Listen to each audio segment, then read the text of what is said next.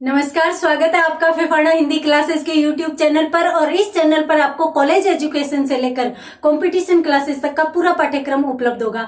तो आइए आज की क्लास आगे बढ़ाते हैं और इस क्लास में अपन एक महान निबंधकार, महान आलोचक को पढ़ने जा रहे हैं और उनका नाम है हजारी प्रसाद द्विवेदी। हजारी प्रसाद द्विवेदी प्रसाद जी एक ऐसे आलोचक माने जाते हैं जिनको अपन आचार्य शुक्ल के समकक्ष ठहरा सकते हैं। और यहाँ पर मैं आपको बता देती हूँ कि साहित्य इतिहास की दृष्टि से यदि देखा जाए तो आचार्य शुक्ल के मतों का यदि किसी ने तर्कों के द्वारा खंडन किया तो वो हजारी प्रसाद द्विवेदी ही थे। तो आइए शुरू करते हैं इनका परिचय और इनके सबसे पहले इनके जीवन के बारे में जानते हैं। जन्म यदि देखें तो इनका जन्म हुआ था 1907 ईस्वी में। 1907 ईस्वी में कहाँ हुआ तो आरत दुबे का छपरा, आरत दुबे का छपरा, इसे औज बलिया भी कहा जाता है। कहाँ पड़ता है? बलिया में पड़ता है। और बलिया कहाँ पड़ता है? उत्तर प्रदेश में पड़ता है। और यदि आपको ये चीज ध्यान नहीं रहे तो आप सिर्फ इतना ध्यान रखिएगा कि ये उत्तर प्रदेश से थे। देखिए, इनके जन्म के बाद यदि इनके संपूर्ण जीवन काल की बात करें तो इनका जीवन काल 1907 से लेकर 1979 ईस्वी तक था। इनकी मृत्यु 1979 ईस्वी में हो गई थी। कहाँ हुई ये अपने को देखना जरूरी है क्योंकि इनकी जन्म स्थली पर इनकी मृत्यु नहीं हुई थी। इनकी मृत्यु दिल्ली में हुई थी। किस कारण हुई थी? तो पहले तो इन्हें पक्षाघात हुआ था। पक्षाघात बोलते हैं जिसे अपन सामान्य भाषा में लकवा बोलते हैं, वो हो गया था। और उसके बाद इन्हें ब्रेन ट्यूमर हो गया था और जिस वजह से ये मृत्यु को प्राप्त हो गए थे। इनकी मृत्यु हो गई थी। इनके मूल नाम की यदि अपन बात करें तो इनका मूल नाम हजारी प्रसाद नहीं था। इनका नाम था वैद्यनाथ द्विवेदी। वैद्यनाथ द्विवेदी इनका मूल नाम था। इनके पिता के नाम की यदि अपन बात करें तो इनके पिता का नाम था अनमोल द्विवेदी। अनमोल द्विवेदी। और इनकी माता का नाम था ज्योतिषमती। ज्योतिषमती। देखिए, सामान्यतः कहीं भी कभी भी माता पिता के नाम तो सामान्यतः नहीं पूछे जाते, परंतु यहाँ पर इनके माता व पिता की चर्चा क्यों की जा रही है? इसलिए क्योंकि इनके पिता अनमोल द्विवेदी स्वयं संस्कृत के प्रकांड पंडित थे। संस्कृत के प्रकांड पंडित थे। और जब ये पंडित थे तो इनका असर प्रसाद जी पर भी था, जैसे हजारी प्रसाद जी पर भी था। और ये भी संस्कृत के अच्छे ज्ञाता थे। इनकी माता का नाम ज्योतिषमती है और ज्योतिषमती से अपन ये भी समझ सकते हैं कि इनका पूरा परिवार ज्योतिष विद्या के लिए प्रसिद्ध माना जाता है। और जब ज्योतिष विद्या की ही बात आ गई तो यहाँ पर मैं आपको बता देती हूँ कि इन्होंने स्वयं ज्योतिष विद्या में आचार्यत्व की उपाधि प्राप्त की थी। ये स्वयं भी आचार्य थे और इनका परिवार भी ज्योतिष विद्या में महती भूमिका रखता था, प्रसिद्ध था। तो यदि आप इसका स्क्रीनशॉट लेना चाहते हैं तो स्क्रीनशॉट ले लीजिए। अपनों ने इनके जीवन से संबंधित कुछ महत्वपूर्ण तथ्यों की बात की है। 1907 से लेकर 79 तक का इनका जीवन काल माना जाता है। वैद्यनाथ द्विवेदी इनका मूल नाम था। अनमोल द्विवेदी इनके पिता संस्कृत के प्रकांड पंडित थे और इनकी माताजी का नाम ज्योतिषमती था। और इनका पूरा का पूरा परिवार है वो ज्योतिष विद्या के लिए जाना जाता था। यहाँ तक कि ये स्वयं भी ज्योतिष कला के पारखी थे, या फिर मैं यूं कहूं कि ज्योतिष विद्या में आचार्यत्व की उपाधि को प्राप्त थे। इन्हें आचार्य की उपाधि मिली हुई थी। उसके बाद अपन बात करते हैं कि साहित्य में इनकी भाषा व शैली कौन सी थी। सबसे पहले तो यदि अपन इनके भाषागत ज्ञान को यदि देखें तो इन्हें अभी अपनों ने देखा था कि इन्हें संस्कृत भाषा का अच्छा ज्ञान था। इसके साथ साथ हिंदी में ये लेखन कार्य कर रहे थे तो जाहिर सी बात है इन्हें हिंदी का अच्छा ज्ञान था। इसके साथ साथ इन्हें अंग्रेजी भाषा का ज्ञान था। और बांग्ला भाषा भी इन्हें बहुत अच्छे से आती थी। यहाँ पर आपको मैं बता दूं कि इन भाषाओं को ज्ञान ही नहीं, ये विद्वान थे इन भाषाओं के, इनका अच्छा ज्ञान था। उसके बाद यदि अपन इनके साहित्य में भाषा प्रयोग की बात करें तो साहित्य में इन्होंने जिस भाषा का प्रयोग किया है साहित्य लेखन में, वो इनकी भाषा मानी जाती है परिमार्जित खड़ी बोली। परिमार्जित खड़ी बोली में इन्होंने लेखन कार्य किया था। हालांकि इस भाषा के दो रूप इनकी रचनाओं में मिलते हैं। एक तो प्रांजल रूप मिलता है, प्रांजल जिसका भी व्यावहारिक रूप दिखाई देता है, प्रांजल व्यावहारिक भाषा। प्रांजल का शब्द अर्थ होता है कोमल, सामान्यतः बहुत ही सरस पदों की रचना इनके द्वारा की गई है। और दूसरा स्वरूप इनके द्वारा जो रचा गया वो था शास्त्रीय, अर्थात कहीं कहीं शास्त्रीय शब्दों के प्रयोग भी इनकी रचनाओं में मिल जाते हैं। क्यों मिल जाते हैं ये हम जानते ही हैं। एक तो इन्हें ज्योतिष विद्या का अच्छा ज्ञान था, दूसरी बात इन्हें संस्कृत भाषा का भी बहुत अच्छा ज्ञान था। तो इनकी भाषा वैसे मुख्यतः या मूलतः यदि अपन बात करें तो ये परिमार्जित खड़ी बोली ही थी, परंतु इसके साथ साथ प्रांजल व्यावहारिक भाषा तथा शास्त्रीय शब्दों का प्रयोग भी ये करते थे। अब अपन बात करते हैं इनकी शैली से संबंधित, इनकी शैली कौन सी थी। तो यदि अपन इसकी शैली की बात करें, इनकी शैली की बात करें तो इन्होंने व्यास शैली में लेखन कार्य किया था। अब व्यास शैली कौन सी होती है, जो कथाकार होते हैं उनको अपन व्यास जी कहते हैं। तो जिस प्रकार से उपदेशात्मक भाषा में यदि कुछ लिखा जाता है और सामान्यतः शिक्षाप्रद होता है उसे अपन व्यास शैली कहते हैं। दूसरी इनकी शैली की यदि बात करें तो वर्णनात्मक शैली भी इनकी मानी जाती है। वर्णनात्मक शैली में भी इनके द्वारा लिखा गया था। इसके साथ साथ व्यास वर्णनात्मक शैली के साथ साथ इनके पदों को, इनकी भाषा को जो इनकी शैली और अधिक सरस बनाती है वो है व्यंग्यात्मक शैली, अर्थात बहुत ही सुंदर तरीके से हंसते हंसते ये बात को कहे जाते थे। गूढ़ से गूढ़, गंभीर से गंभीर बात को सरल रूप में कहे जाने की जो कला थी वो हजारी प्रसाद जी में थी। और इसके साथ साथ चूंकि ये एक समालोचक थे, निबंधकार के रूप में प्रसिद्ध थे, परंतु ये समालोचक भी थे। तो समालोचक के लिए आवश्यक है गवेषणात्मक शैली, अर्थात ये गवेषणात्मक शैली में भी साहित्य रचना करते थे। तो यहाँ पर अपनों ने इनकी भाषा व शैलीगत विशेषताओं की बात की है। भाषा के स्क्रीनशॉट लेना चाहते हैं तो ले लीजिए। यहाँ पर मैं आपको बता देती हूँ कि हजारी प्रसाद जी एक ऐसे साहित्यकार है, एक ऐसे लेखक है जो अत्यंत महत्वपूर्ण है किसी भी कंपटीशन एग्जाम के लिए भी और सामान्यतः बीए की एग्जाम के लिए भी। तो इसलिए आप इसको नोट करते हुए चलिएगा। यहाँ पर यदि अपन इनके भाषागत ज्ञान की बात करें तो हिंदी, संस्कृत, अंग्रेजी, बांग्ला भाषाओं का इन्हें अच्छा ज्ञान था, ये विद्वान थे। साहित्यिक प्रयोग की तो खड़ी बोली का प्रयोग किया था और इसमें भी प्रांजल रूप था, तो दूसरी तरफ शास्त्रीय रूप भी दिखाई देता है। शैली की बात करें तो यदि याद नहीं रहे तो तीन तो वैसे ही संबंधित है, वैसे व्यास, वैसे वर्णनात्मक, वैसे व्यंग्यात्मक, और उसके बाद एक हो गई गवेषणात्मक। गवेषणा का मतलब होता है, शाब्दिक अर्थ होता है खोज। तो इस प्रकार से ये सूक्ष्म से सूक्ष्म विश्लेषण अपनी रचनाओं में करते थे, इसलिए इनकी शैली गवेषणात्मक शैली भी मानी जाती है। अब यहाँ पर अपनों ने इनके जीवन की कुछ मौलिक बातें देखी और उसके बाद इनके भाषागत ज्ञान को देखा। तो अब अपन देखने जा रहे हैं इनका वर्ण विषय, अर्थात इन्होंने किस विषय में सर्वाधिक लिखा था। इनके वर्ण विषय की यदि बात करें तो इन्हें भारतीय साहित्य में रुचि थी। तो ये भारतीय साहित्य लिखते थे, भारतीय साहित्य से संबंधित लिखते थे, भारतीय संस्कृति से संबंधित लिखते थे, भारतीय संस्कृति में इन्हें रुचि थी।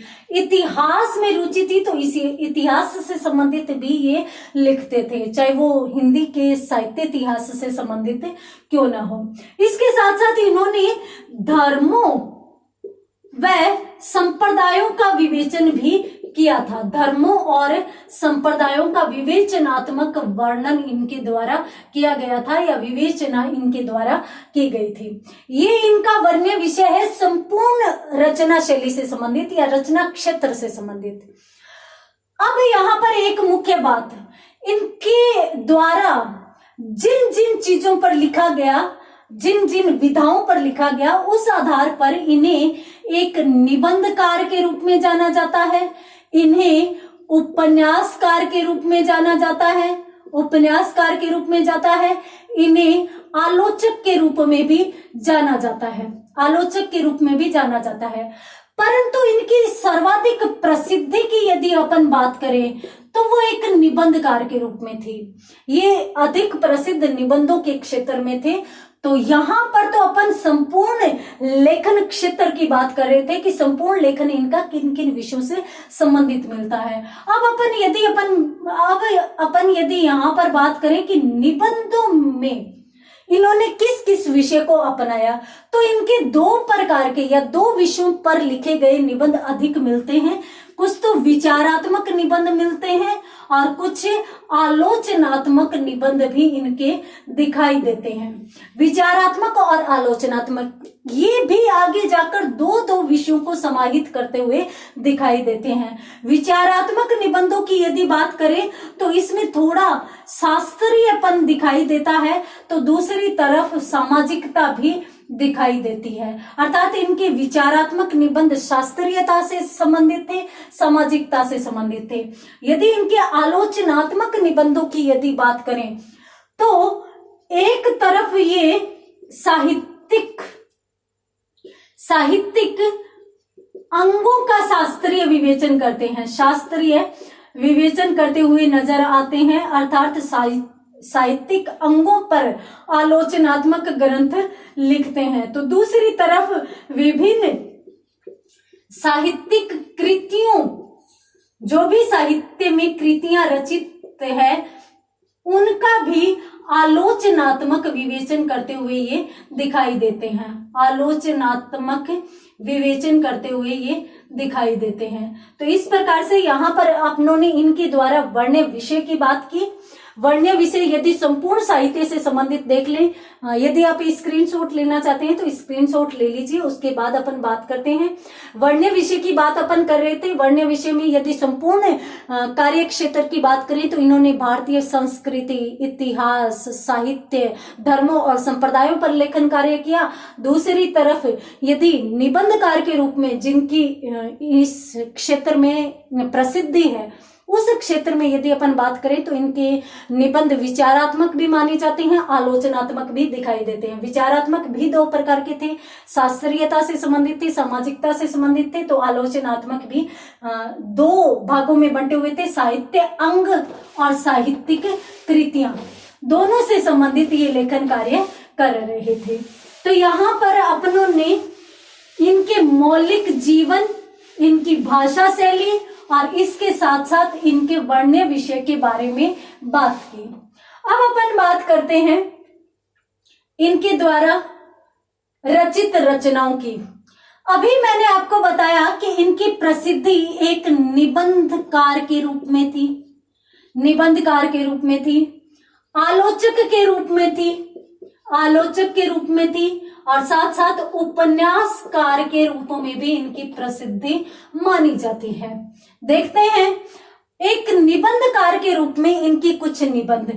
तो निबंधों को न देखकर इनके निबंध बहुत सारे हैं। यहाँ पर अपन इनके महत्वपूर्ण निबंध संग्रहों की बात करेंगे। तो इनके महत्वपूर्ण संग्रहों में यदि अपन बात करें तो एक तो इनका निबंध संग्रह अत्यंत महत्वपूर्ण माना जाता है, अशोक के फूल।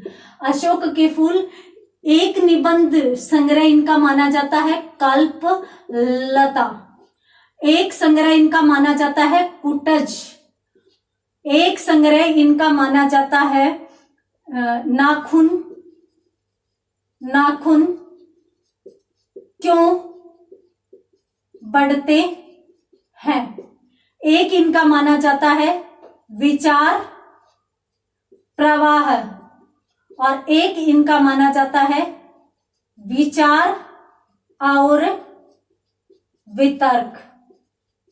वितर्क। ये इनके कुछ महत्वपूर्ण निबंध संग्रह माने जाते हैं। यदि आपको याद नहीं हो तो आप इस तरीके से याद रख सकते हैं। अशोक के फूल, फूल किस पर लगते हैं? लताओं पर, ठीक है। तो इन दोनों को जोड़ के याद रख लेना, ठीक है। यहां पर अपनों ने अशोक के फूल और कल्पलता याद कर लिया। तो कल्पलता किससे शुरू हुआ है? कैसे? तो कुटज भी कैसे शुरू हुआ है? तो अशोक के फूल, कल्पलता, कुटुज, 3 याद हो गए। उसके बाद विचार प्रवाह है वैसे, और विचार और वितर्क, ये दोनों वैसे शुरू होने के कारण ये दोनों इस प्रकार से जुड़कर याद हो जाएंगे। तो अशोक के फूल, कल्पलता, कुटुज, ये तीनों एक साथ याद हो गए। विचार प्रवाह, विचार और वितर्क, ये एक साथ याद हो गए। नाखून क्यों बढ़ते हैं इसको याद रखने की जरूरत नहीं है, क्योंकि इस नाम से इनका जो निबंध है वो आपके सिलेबस में चलता है और इसका विस्तृत अध्ययन अपन करने वाले हैं। तो यहाँ पर इनके निबंध संग्रहों की बात हुई। उसके बाद एक आलोचक के रूप में इनके कौन कौन से ग्रंथ माने जाते हैं उनको यदि अपन देखें तो देखिए, साहित्य इतिहास से संबंधित इनके 3 ग्रंथ माने जाते हैं, जो तीनों ही आलोचनात्मक ग्रंथ माने जाते हैं। कौन कौन से हैं? एक तो हिंदी साहित्य का आदिकाल, ठीक है। एक बार उपन्यास को अपन बाद में देख लेंगे। हिंदी साहित्य का आदिकाल नाम से इनका ग्रंथ माना जाता है। साहित्य इतिहास ग्रंथ है, साहित्य के इतिहास से संबंधित लिखा हुआ ग्रंथ है। दूसरे की बात करें तो हिंदी साहित्य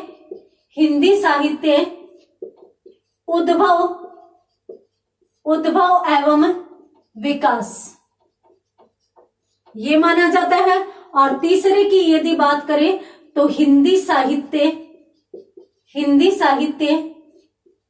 की भूमिका। मैंने आपको बताया था कि 3 ग्रंथ इनके साहित्य इतिहास से संबंधित ग्रंथ माने जाते हैं। तो हिंदी साहित्य का आदिकाल, उद्भव एवं विकास और हिंदी साहित्य की भूमिका, ये 3 ग्रंथ हो गए। इसके अलावा यदि आलोचनात्मक ग्रंथों की बात करें तो एक इनका आलोचनात्मक ग्रंथ माना जाता है नाथ संप्रदाय। अब चूंकि नाथ संप्रदाय ये सिद्ध और नाथ, रासो रास सिद्ध नाथ, ये 4 परंपराएं या 4 प्रकार का साहित्य लेखन आदिकाल में हुआ था। तो आदिकाल के साथ आप नाथ संप्रदाय को याद रख लेंगे।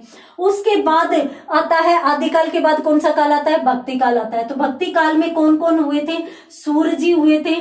तो सूर साहित्य, सूरदास हुए थे, तो उन पर इन्होंने लिखा था सूर साहित्य नाम से। और उसके बाद अगले की यदि बात करें तो संत संप्रदाय में उत्कृष्ट या प्रतिनिधि यदि संत हुए हैं तो वो कबीरदास जी थे। तो कबीर नाम से भी इन्होंने लिखा है। बस आप इतने से याद रख लीजिए, बहुत है। 3 तो ये हो गए और 3 ये हो गए। यदि आप इसका भी स्क्रीनशॉट लेना चाहते हैं तो ले सकते हैं। उसके बाद अपन आगे चलेंगे। निबंधकार के रूप में निबंध संग्रह वो अच्छे से याद हो गए। अशोक के फूल, फिर कल्पलता, कुटज, और उसके बाद विचार प्रवाह, विचार और वितर्क याद कर लीजिए। नाखून क्यों बढ़ते हैं वो अपन बहुत अच्छे से पढ़ने वाले हैं। हिंदी साहित्य का आदिकाल में ही क्या हुआ था? नाथ संप्रदाय हुआ था। तो नाथ संप्रदाय याद रख लो। उसके बाद हिंदी साहित्य उद्भव एवं विकास, हिंदी साहित्य की भूमिका, तो सूर साहित्य और कबीर, ये दोनों याद रख लो, ठीक है। यहाँ पर अपनों ने निबंधकार और आलोचक के रूप में इनकी कुछ महत्वपूर्ण रचनाओं को देखा।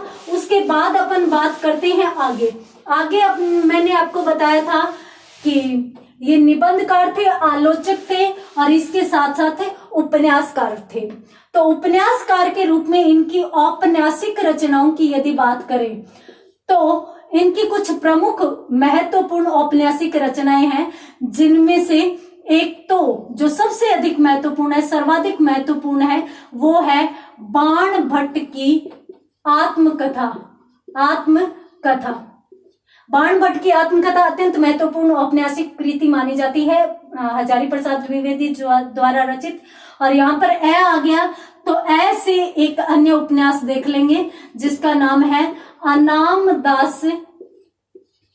दास का पोथा। और यहाँ पर पै आ गया तो पै से अपन देख लेंगे पुनर्नवा। उसके बाद एक बचता है जिसको आपको याद रखना है, कौन सा? चारुचंद्र लेख, ठीक है। तो यहाँ पर अपनों ने इनकी 4 औपन्यासिक कृतियां हैं। बाण भट्ट की आत्मकथा, ऐसे अनामदास का पोथा, पै से पुनर्नवा और चारुचंद्र लेख, ये अपनों ने इनकी औपन्यासिक रचनाएं देखी। देखिए ये बात नहीं है कि इन्होंने कहानियां नहीं लिखी, इन्होंने कहानियां भी लिखी थी और इनके द्वारा कुछ महत्वपूर्ण कहानियों की बात भी अपन करेंगे, लेकिन कहानियां इनकी इतनी ज्यादा उत्कृष्ट नहीं मानी जाती। इनकी कहानियां यदि अपन देखें तो इनकी एक कहानी है साहित्यिक संस्थाएं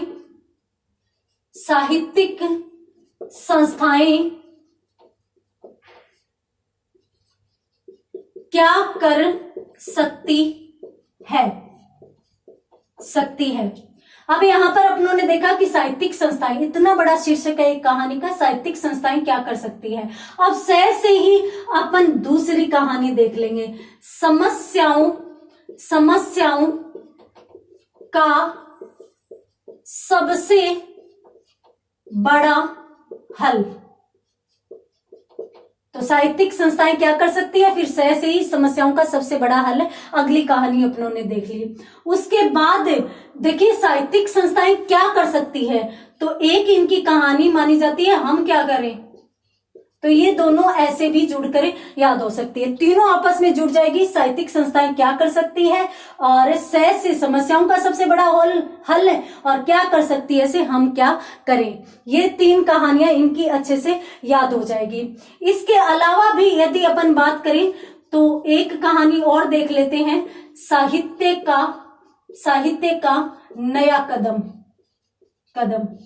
एक और भी देखना चाहो तो मनुष्य की सर्वोत्कृष्ट कृति, ये इनकी कुछ महत्वपूर्ण कहानियां मानी जाती है। यहाँ पर यदि आप स्क्रीनशॉट लेना चाहते हैं तो स्क्रीनशॉट ले लीजिए, ये इनकी अत्यंत महत्वपूर्ण रचनाएं हैं, कहानियां भी देखी है, उपन्यास भी देखे हैं। बाणभट्ट की आत्मकथा, ऐसे अनामदास का पोथा, पै से पुनर्नवा और उसके बाद बचा एक चारुचंद्र लेख। उसके बाद इनकी प्रमुख कहानियां देखी है अपनों ने, ठीक है। उसके बाद अपनों ने यहाँ पर इनकी निबंधात्मक रचनाएं देख ली, औपन्यासिक रचनाएं देख ली, आलोचनात्मक ग्रंथ भी देख लिए और कहानियां भी देख ली। अब इनकी प्रसिद्धि किस रूप में थी, ये मैं पहले भी बता चुकी हूं और अब फिर से बता रही हूं कि इन्होंने हिंदी की लगभग सभी विधाओं पर अपनी लेखनी चलाई थी, परंतु इनकी प्रसिद्धि निबंधकार के रूप में थी। इनके निबंध अत्यंत उत्कृष्ट कोटि के माने जाते हैं। तो इनके जब अत्यंत उत्कृष्ट कोटि के निबंध माने जाते हैं तो इसको अपन देखें किस दृष्टि से, कैसे देखें, तो यहाँ पर अपन इनके कुछ सम्मान देखने जा रहे हैं जो इन्हें प्राप्त हुए थे। अगर सम्मान देखें तो सबसे पहले तो मैं आपको बता देती हूं कि 1957 ईस्वी में भारत सरकार द्वारा इन्हें पद्म भूषण से सम्मानित किया गया था। पद्म भूषण अलंकरण से अलंकृत इन्हें किया गया था, ये इनका सम्मान है। और अभी मैंने बात की थी कि निबंधकार के रूप में प्रसिद्धि है, ये अपन कैसे जान सकते हैं। इन्होंने एक निबंध लिखा था आलोक पर्व, ये इनका अत्यंत महत्वपूर्ण निबंध माना जाता है और इस पर इन्हें साहित्य अकादमी पुरस्कार प्राप्त हो चुका है, अर्थात इन्हें साहित्य अकादमी सम्मान से नवाजा जा चुका है। किस पर, आलोक पर्व पर या आलोक पर्व निबंध के लिए, ठीक है। इसके बाद यदि और बात करें तो लखनऊ विश्वविद्यालय द्वारा भी इन्हें एक उपाधि दी गई थी। कौन सी, डी लिट की उपाधि इन्हें प्रदान की गई थी। ये तो इनके सम्मान की बात हो गई। उसके बाद यदि और इनके द्वारा उपलब्धियों की बात करें तो ये ज्योतिष विद्या में आचार्यत्व की उपाधि को प्राप्त कर चुके थे और इन्होंने है वो बहुत ही अच्छी शिक्षा पाई थी। ये अध्यापन कार्य भी करते थे और इन्होंने 1930 ईस्वी से लेकर 1950 तक जहां पर अध्यापन कार्य किया था वो संस्था थी शांति निकेतन। जी हाँ, आप समझ चुके होंगे शांति निकेतन किनकी संस्था थी, गुरुदेव रविंद्रनाथ टैगोर की संस्था थी और इसमें ये 1930 से लेकर 50 तक रहे थे और 1930 से लेकर 50 तक इन्होंने वहां पर अध्यापन कार्य किया, और अध्यापन कार्य के साथ साथ वहां का जो शांतिपूर्वक वातावरण था वो इनकी साहित्यिक समृद्धि के लिए भी सहायक सिद्ध हुआ, और यहाँ पर इन्हें साहित्य के लिए विशेष समय मिला। शांति निकेतन, और शांति निकेतन के बाद ये आ गए थे हिंदू विश्वविद्यालय काशी में।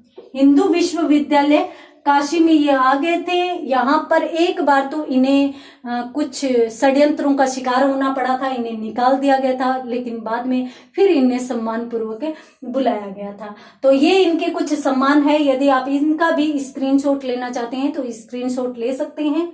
भारत सरकार द्वारा पद्म भूषण, आलोक पर्व के लिए साहित्य अकादमी सम्मान, शांति निकेतन जैसी संस्था में इन्होंने अध्यापन कार्य किया था, और उसके बाद ये काशी हिंदू विश्वविद्यालय काशी में ये अध्यापन कार्य करते थे। विभागाध्यक्ष के रूप में ये वहां पर कार्यरत थे। ठीक है। उसके बाद अपन देखते हैं कि मैंने आपको बताया था कि साहित्य इतिहास से संबंधित इनके कुछ महत्वपूर्ण ग्रंथ हैं, और साहित्य इतिहास से संबंधित उत्कृष्ट कौन माना जाता है। पीछे की कुछ क्लासेस में मैंने आपको बताया था कि हिंदी के कर्ता धर्ता माने जाते हैं। कर्ता धर्ता कौन माने जाते हैं? आचार्य शुक्ल। बहुत ही रुचिकर बात बताने जा रही हूं। आचार्य शुक्ल कर्ता धर्ता माने जाते हैं। आचार्य शुक्ल के मत, आचार्य शुक्ल ने साहित्य इतिहास से संबंधित जितने भी मत दिए थे लगभग सबने स्वीकार कर लिए थे, क्योंकि इनके जो विचार थे ना वो बहुत ही गंभीर थे, गूढ़ थे।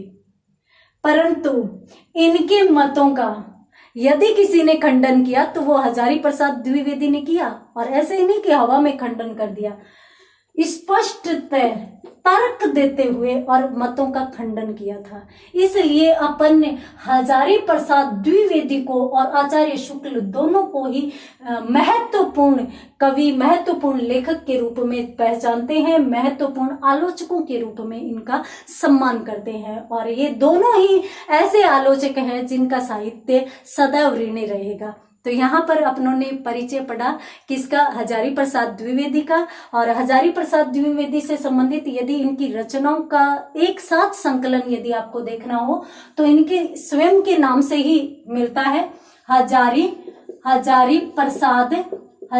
प्रसाद रचनावली नाम से मिलता है। और चूंकि इनका जो लेखन क्षेत्र था वो बहुत ही विस्तृत था, तो इसलिए एक खंड तो आ नहीं सकता था, कुल 11 खंड प्रकाशित हुए थे।